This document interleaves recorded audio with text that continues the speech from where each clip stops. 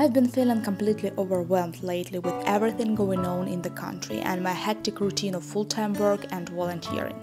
The burnout was real and I know my soul needed healing, so when I got the chance to join my church congregation on a trip to the holy place of monastery in Ivano-Frankivsk region, I jumped at it. The idea of changing the routine and diving into the rich church history as a part of cultural heritage of Ukraine sounded just what I needed. Walking through these historical sites, hearing stories of faith and resilience from monks, I started to feel a sense of peace and I wanted to share with you my journey.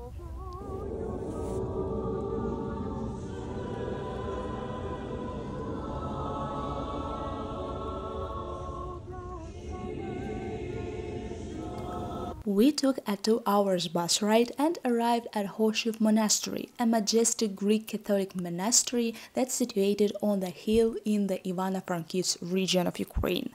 This is sacred site in Galicia is known for its miraculous icon of Mother of God, believed to have healing powers. That's why it drawing countless pilgrims to these sin grounds. Guys, do you know that this monastery was built in 15th century and was destroyed in 17th century by Tatars? Actually, the ancestors of Russians, because Russians came out from Mongol Tatars horde, and during after it was rebuilt in 17th century also and was shut down by Soviets in 1950. Why would they? Why would they? No.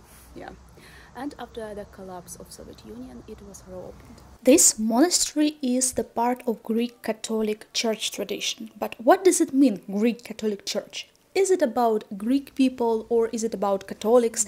No. The Greek Catholic Church blends Eastern Orthodox traditions with Roman Catholic teaching. It's like a hybrid that bridges Western and Eastern Christianity.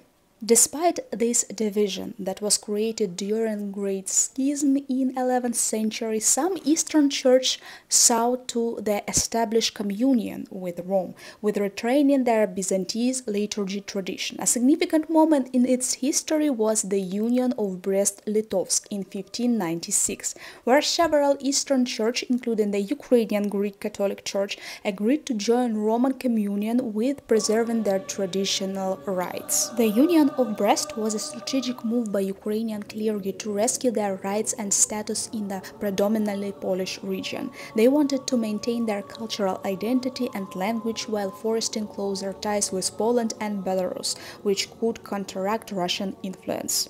By uniting with the Roman Catholic Church, they were searching equality with Polish clergy and protection under the Pope, ensuring their church and cultural traditions will not be overrun by Russification or Polonization. In Soviet Union, they almost destroyed Greek Catholic Church, because Soviet system aimed to destroy individual as a person, as a thinking being, as someone who seeks answers and asks questions. Therefore, everything individual was destroyed.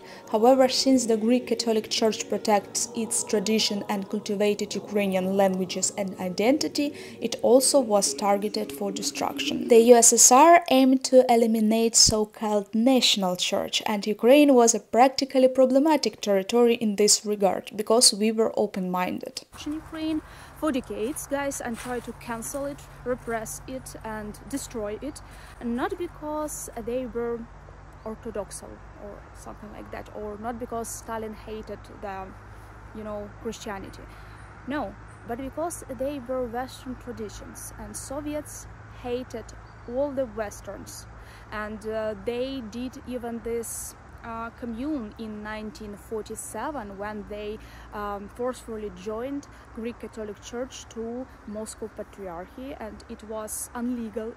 It was not confirmed by the Pope, because you know that Greek Catholic Church is related to Pope and his power. Oh my gosh.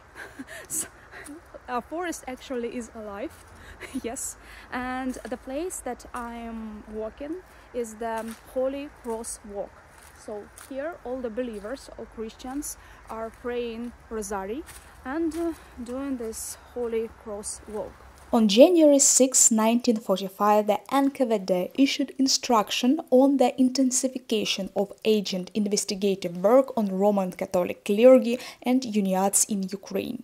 In March 1945, Joseph Stalin personally approved instructions number 58 on measure to join Greek Catholic parishes to the USSR, to the Russian Orthodox Church. To destroy Ukrainian churches, of course, they use a Russian Orthodox Church that was not a church but an NKVD organization. In my opinion, a political religion was created in Soviet Union. There was no Christianity. They wanted to turn Marxism into religion and represent it to ordinary people to force them to adopt this practice.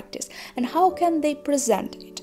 Through holidays, rituals, and simple institutions. You used to go to the church, but now you go to the Communist Party house. Soviets realized that Ukrainian Greek Catholic Church, with its historical ties to Rome since the Union of Brest-Litovsk, was seen as a threat to Soviet ideology and control. And of course, the church alignment with Vatican and association with capitalism made it as a target. But this hatred to West was wild though, because many Soviet leaders, including Nikita Khrushchev, engaged in business trips and adopted some Western practices while simultaneously denouncing capitalism and targeting institutions like Ukrainian Greek Catholic Church. It's crazy how Greek Catholic Church survived the decades of Red Terror and how it kept its identity.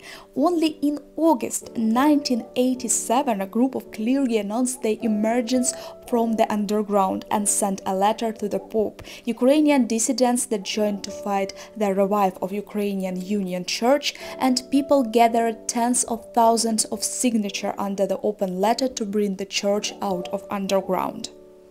Traditionally, guys, I would like to take a pause here and express my sincere appreciation to everyone who supports my YouTube efforts, who donates to this channel and writes in comments, who shares my videos and believe in this content, that one day our community will be bigger and bigger, and a lot of people all over the world will know truth about Ukraine. So in case you're willing to support Jane as a content creator, first of all, thank you, and second of all, please proceed to description of this video and find link to my Buy Me a Coffee page. Thank you and God be with you. Guys, I'm sorry for my look. It's not a Halloween, it's just a cosplay. I'm cosplaying some characters from the Harry Potter movie series. Yeah, guys. So I hope my total overlook does not distract you from the things that matter. So let's continue. At the time of repressions, Greek Catholics were out of law. Actually, Soviets, when they illegally joined the Greek Catholic Church to Moscow Patriarchy, they issued the bill and targeted everyone who didn't want to join voluntarily to Moscow Patriarchy. So, however, congregation members were believers and they did not want to stop their meetings and common prayers. So, church went underground and gathered only at nights. Could you imagine that you were not able to gather with your fellow believers and pray to Jesus during the daytime, only at nights, without lighting? So, Soviets also grabbed and dragged Metropolitan Josef Slepy into the jail and after to the concentration camp. But Joseph Slepy, despite of the challenges, he did the Mass every single Sunday, despite of exhaustion and hard work. Also, Soviets targeted members of Greek Catholic Church, like active members of Greek Catholic Church, not only because they were Western tradition, and do you remember that Soviets hated everything from the West, but because of alleged ties to Ukrainian nationalists. Of course, it could be true because Ukrainian nationalists were pro-Ukrainian, obviously, because of the nationalism, and Greek Catholic Church actually propagated Ukrainian languages on the Mass and published books in Ukrainian language and had even university and a lot of schools where Ukrainian language was the language of education. So they brought tradition and Ukrainian identity to the Mass. Guys, thank you for watching this video and dedicating your precious time to it. I appreciate it very much because I know that not everyone here is a believer. And I do understand that people have a right to believe in whatever things that empowers them and give them peace. However, this series about Greek Catholic Church are not about faith, but about history of developing of Ukrainian state and identity, because Greek Catholic Church was a carrier and now is the carrier of Ukrainian language, Ukrainian identity and Ukrainian culture. And Soviets knew it and understand that it was a threat for them. And that is why they chased Greek Catholic Church, and the history of chasing are valuable for us to understand it.